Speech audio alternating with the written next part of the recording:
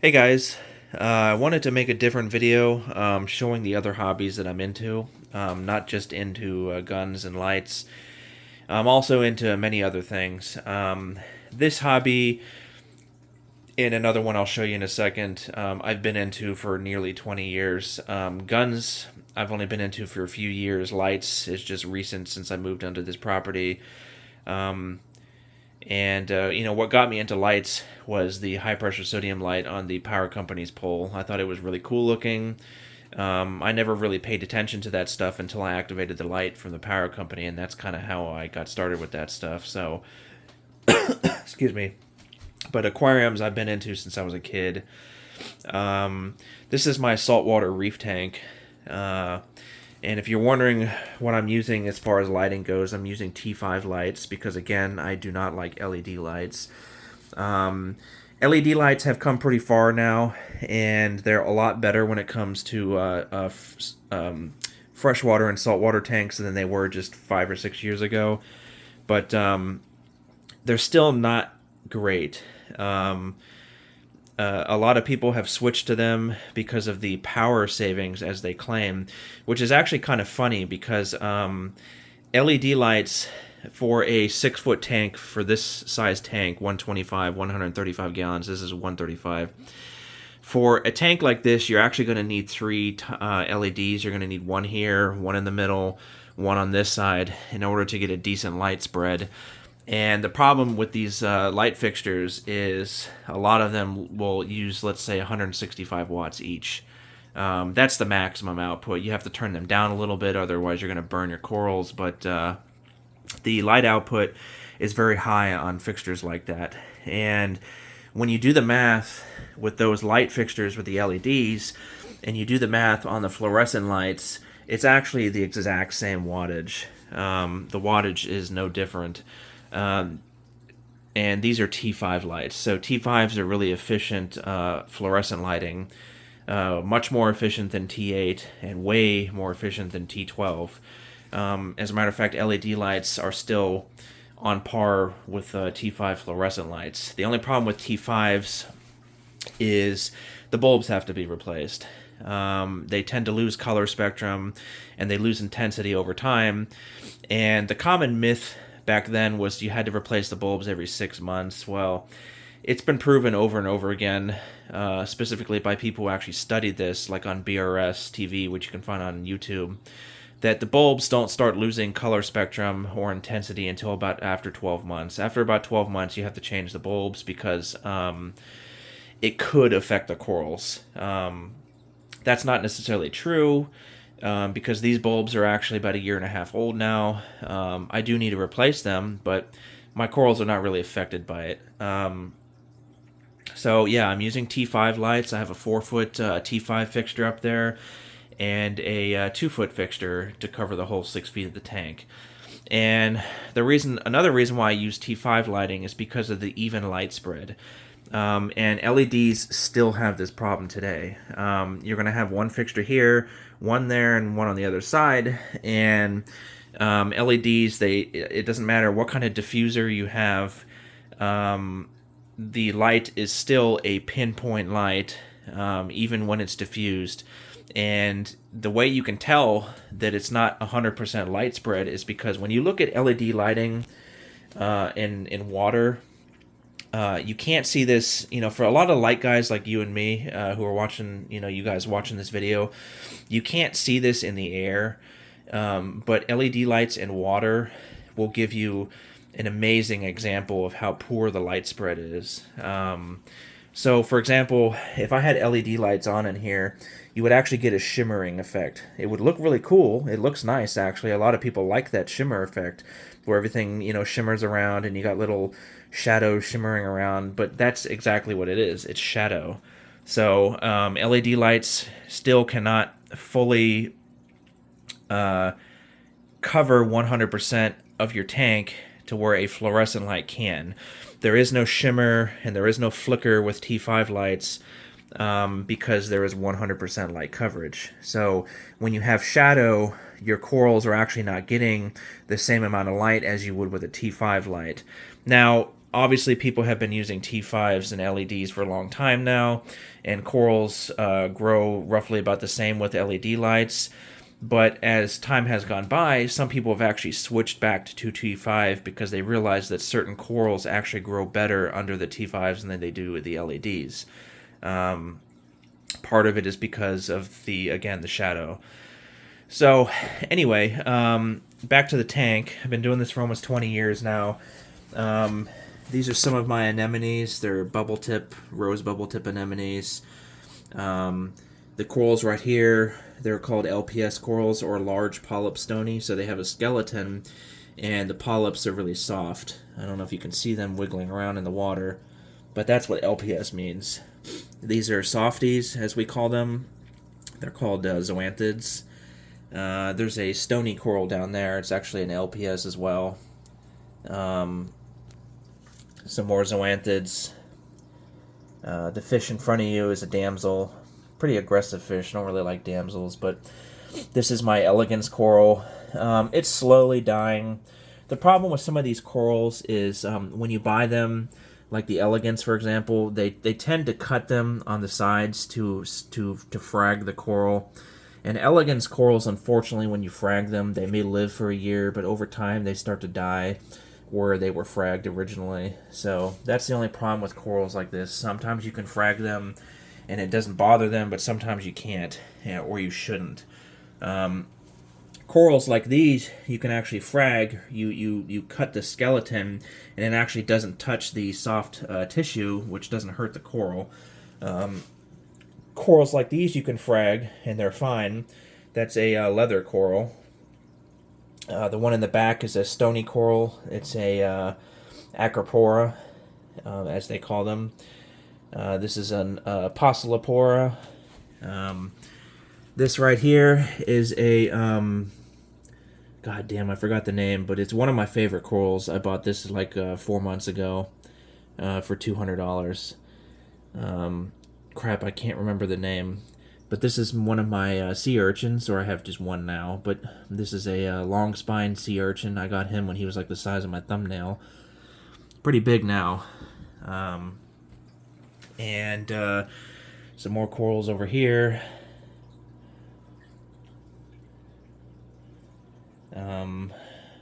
There's more acroporas right there. Unfortunately, I used to have a ton of acroporas that were just covering my rocks, but I had a disease in the tank, and it was actually affecting the brain corals and my bubble corals over here, and I had to use antibiotics in order to stop it because it was a bacteria. But unfortunately, some of my stony corals didn't react well to the antibiotics, so I lost a couple of them. So it was kind of a not-win situation to where I stopped the bacteria infection, but I killed some of my corals doing it. So would I do it again? Yes, because I have to get rid of the infection. Otherwise, I can't keep certain corals anymore. So, but these are bubble corals, and unfortunately, I used to have a neon green one. It's called a neon green splatter bubble coral, or a toxic green splatter. And splatter meaning like it would have some neon green in it, and it would have the purple in it. And the coral was the size of this whole area right here. It was gigantic. And unfortunately, that one died from the bacterial infection. So that's like a $800 coral for that size. So here's some more over here. These are LPS as well. Those are hammer corals, because you can see they're shaped like a hammer. Those are frog spawns or octospawns. Some more hammer corals. That's an anemone right here. Another bubble coral. That's a type of brain coral down there. These are mushrooms, as we call them. So those are some of the brain corals I actually saved. Some of them made it. You can see this one died from the infection, but it's been coming back slowly the last year. So that's my saltwater tank. The fish that are in there, I used to have 2 clownfish, but one of them didn't make it during my move. When I moved last year, I had to put all of my tubs in the back of my car, like big like totes, for horses, and move all of my rock, all of my coral, all of my fish in those.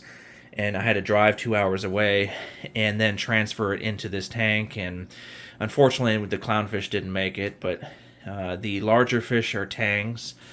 This is a blonde naso tang, and they call it blonde because it has a blonde mohawk. The spikes will actually stick up out of it when it gets mad. This is a sailfin tang, and the reason why they call it sailfin is because the bottom and the upper fin, when they get upset, they'll actually put the fins all the way up, and they look like a sailboat.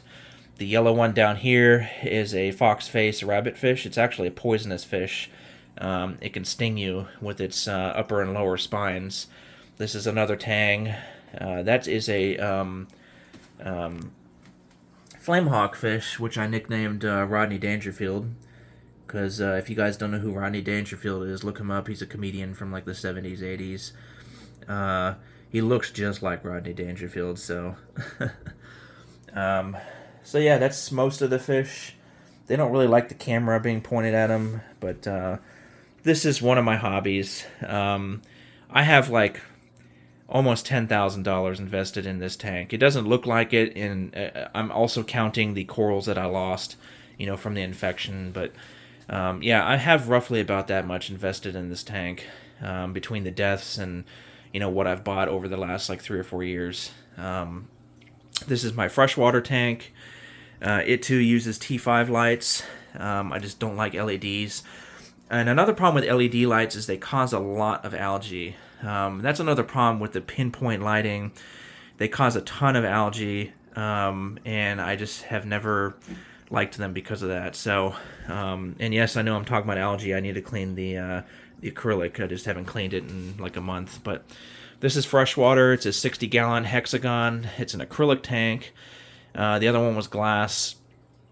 I don't really like acrylic because it scratches really easily. It's hard to clean the surface without scratching it. In this tank, I have a lot of plants. Mostly smaller fish like tetras and so forth, but I actually do have 3 discus in here. And I used to be into discus a long time ago. This 135-gallon tank was freshwater at once, and I had like 12 really large discus, like the size of these fish in there. All different colors, like red, yellow, blue, all kinds of colors. And unfortunately, I got a disease with them, and... that discus was not sick, but it was a carrier, kind of like COVID-19, where people can catch it, not get sick, but give it to other people. And that discus, got it from wherever tank it was from originally, where I bought it from, never got sick, and as soon as I put it in my tank from quarantine, 10 of my 12 discus died, and I lost like $4,000 doing that. And I just gave up on discus. I tried it again 6 months later, but whatever disease was in the tank was still there. And it wiped out another like $600 in discus, so I gave up on that. And yeah, but now I'm doing discus again. It's been a couple years.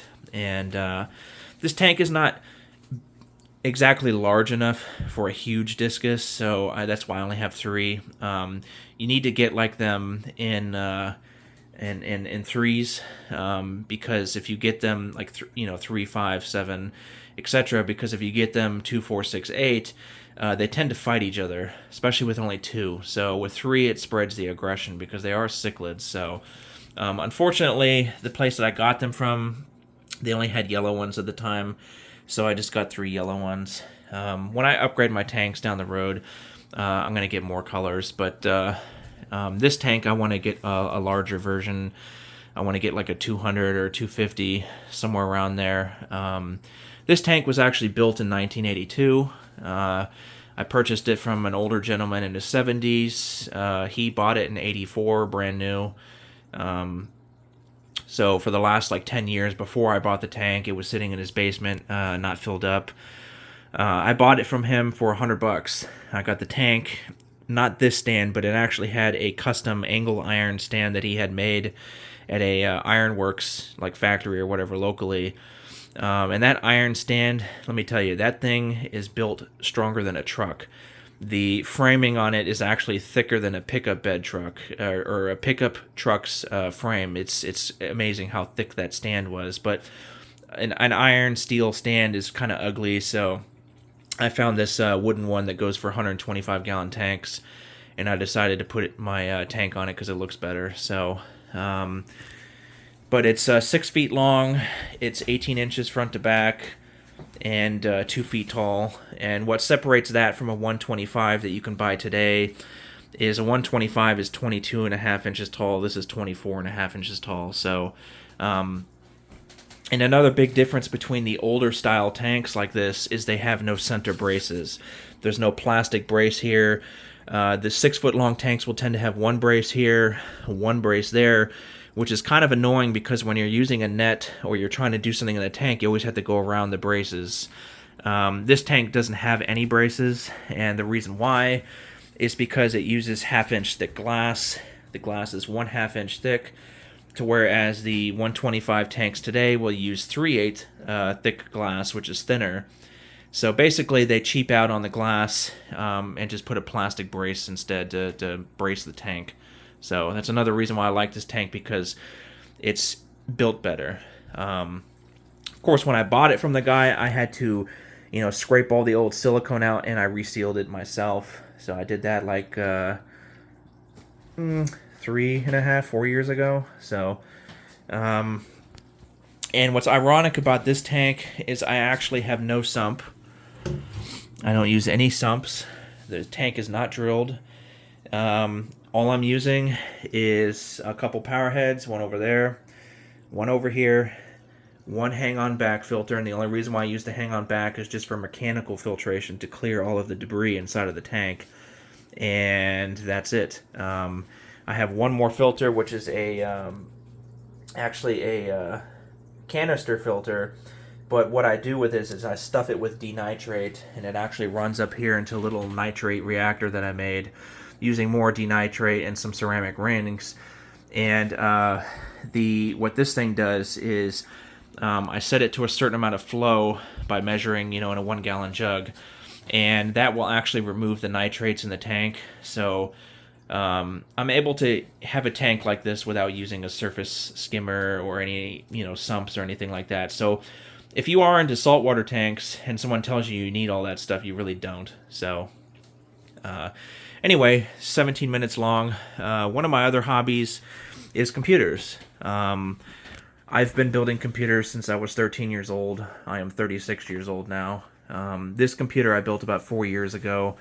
It has a 3800X and a 1080 Ti in there. I actually need to upgrade it. I have an X570 gigabyte board in there, which I believe can use the Zen 3, the not the latest generation, but the one that they released a couple years ago. So I'm probably going to upgrade the CPU. And the 1080 Ti, as good as it's been to me for the last four years or so, it's starting to slow down, and I need a new video card. So AMD is coming out with their new 7900 XT, retail priced at $800. But I'm pretty sure they're probably going to be over $1,000 because video cards, they're always so hard to get recently because of the miners and stuff. So it's part of the reason why I've stuck with the 1080 Ti, because I got it at $800 right when the mining was kind of going on, before video card prices went to like $1,600, whatever Nvidia is charging now. So I'm never going to spend that much on a video card. But custom built, water cooling. I pretty RGB crazy with this thing. It uses 2 reservoirs, 2 360 millimeter radiators, one here, one up there.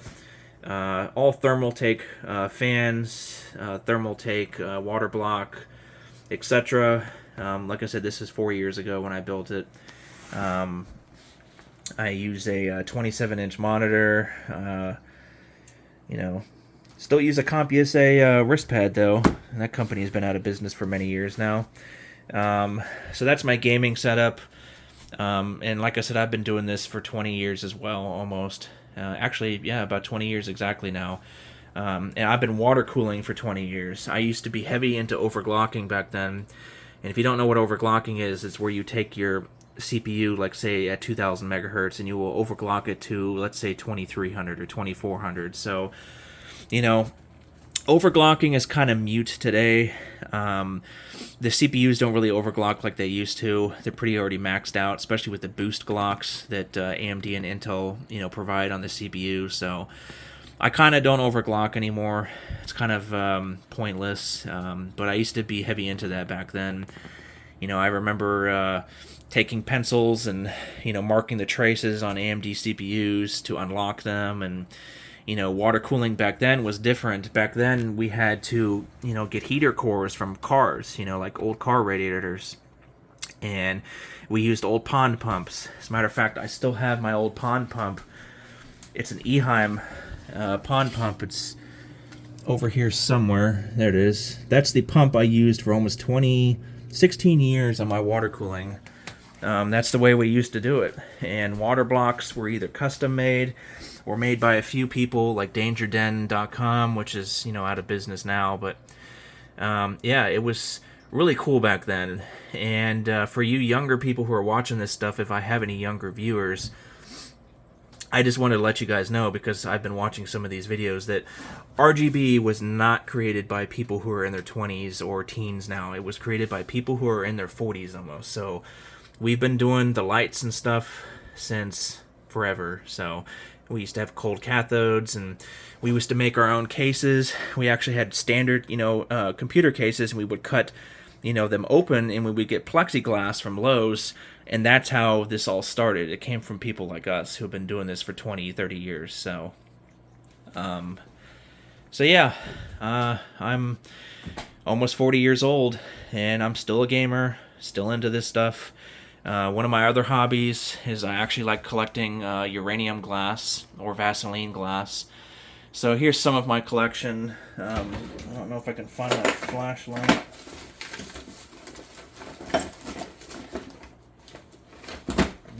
Oh, here it is. One thing about uranium glass, if you don't know it, is hence the name, it's made with uranium in order to get that green-yellow color. And under a UV light, it actually glows green. So, yes, all of this is radioactive, so if I had a Geiger counter, it'd be ticking right now. So, it's not radioactive enough to, harm you unless you slept on it all the time. But it is radioactive, and all of this stuff is radioactive. So when you watch The Simpsons, or this is not uranium glass right here, I thought it was, but it's not. So when you watch The Simpsons, and you see like the glowing rods of uranium that he's handling in the factory or anything like that, it's actually true. This stuff does glow. So I thought this stuff was really cool. So I started collecting Depression era glass. I love it. I like the way that looks. I used to have my fish tank light over here, that black strip, which actually has UV lights. And in my other house, I would hang it up on the ceiling, so this would always glow all the time. I need to put that back up there. But yeah, I'm sure some of you guys didn't know that they actually used radioactive elements in glass making back then. So my other hobby is lava lamps. These are antique lava lamps. These were from these are the 80s. This one is actually from 68 or 70, I think. They all work. This one is a newer one from the lava lamp company. It's called a Grand lava lamp. It's one of the larger ones. This one's actually 2.5 feet tall. You can't buy these in stores. You have to buy it online. They don't sell it in that orange color. I actually made it orange myself. I know it looks red on camera, but it's orange. So I just, took it out and drained the liquid, and it's really easy to make the liquid in these things. It's just water and soap, basically. And that's pretty much it. You just have to use the right amount of soap to make the wax, snake, basically, so, or bubble, depending on how you want it. The old-fashioned ones were really toxic, though. That's why they don't make that toxic liquid anymore. And the old-fashioned ones would snake, like snake, and not actually make separating balls like this. So I have more lava lamps down here. They're just not hooked up yet. I sold a couple of them when I moved, and I have more antique ones in the house. But yeah, that's my other hobbies, is aquariums, lava lamps, computers and gaming, and antique glass and stuff like that. So I'll show you guys later one of my other hobbies. It's working on cars. I actually won a trophy at an antique car show this year for my Wagoneer. and I'll show you guys that video later if you're interested. So, but anyway, let me know what you guys think of this stuff. So, are you guys into anything like this? And if not, what other hobbies are you into? I'd like to know. So, oh, and here's 2 more lamps. These are actually glitter lamps. They're actually from the Soviet Union. I had to buy them from like a guy in Ukraine or something like that. These are actually modeled after like the Sputnik satellite that Russia launched back then. So pretty cool, actually. So, and yes, believe it or not, these are actually vodka bottles. So whoever made these things back then, they actually drank the vodka probably, and of course they did. And they filled it up with whatever liquid they used and put some kind of glitter in there, and they use 40-watt incandescent light bulbs, and there you go, a glitter lamp. So, anyway, thanks for watching, guys.